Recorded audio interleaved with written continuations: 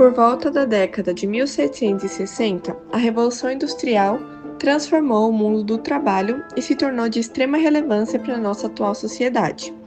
Mas, por trás das máquinas e das fábricas nesse período, estavam mulheres que tiveram um papel fundamental nesse processo, apesar de elas terem sido apagadas pela história.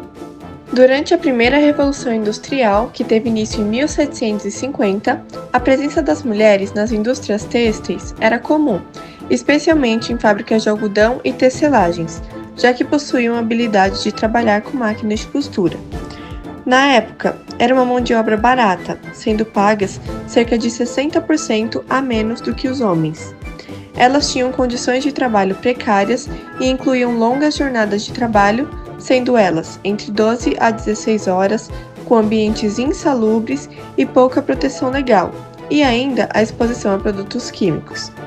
Essas mulheres se sujeitavam ao trabalho industrial como forma de complementar a renda familiar, de acordo com Eric Hobsbawm.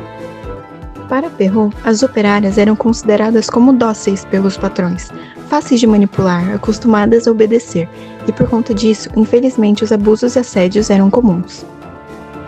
Como forma de exemplificarmos ainda mais o que aconteciam nessas fábricas, chamamos José Aimes do filme Terra Fria, que trabalha em uma mina para sustentar a família. Seja bem-vinda, José! Você pode nos contar a sua história?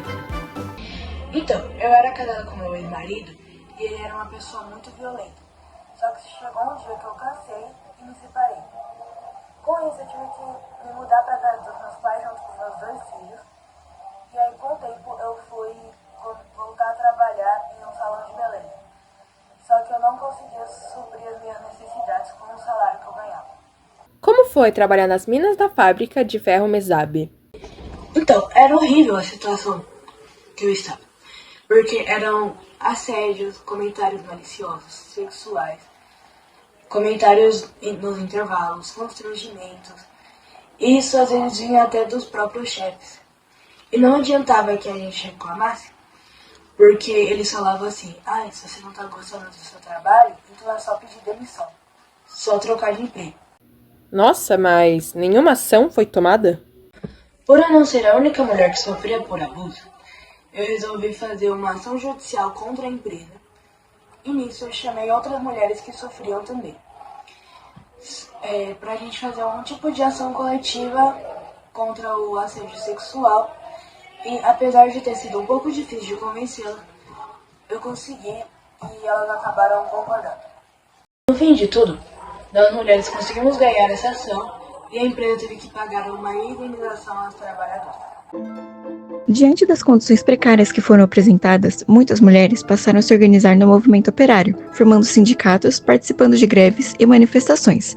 Essas mobilizações foram fundamentais para denunciar jornadas exaustivas, baixos salários e abusos, mostrando que as mulheres não eram apenas mão de obra barata, mas também protagonistas de mudanças sociais.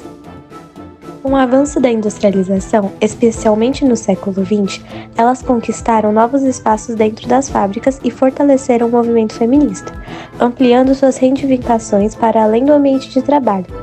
A luta passou a incluir o direito à educação, a participação política e a igualdade de direitos. Além disso, um marco importante desse processo foi a greve de 15 mil mulheres em Nova York, em 1908, que reivindicavam melhores condições de trabalho, salários justos e direito ao voto. Essa greve inspirou a criação do primeiro Dia Nacional da Mulher em 1909, e mais tarde, após as manifestações de 1917 na Revolução Russa, consolidou-se a data que conhecemos hoje como Dia Internacional da Mulher. O legado dessas trabalhadoras ultrapassa as fábricas e chega até nós. Sua coragem abriu caminhos para gerações futuras e foi essencial para avanços que, ainda hoje, alimentam a luta por igualdade.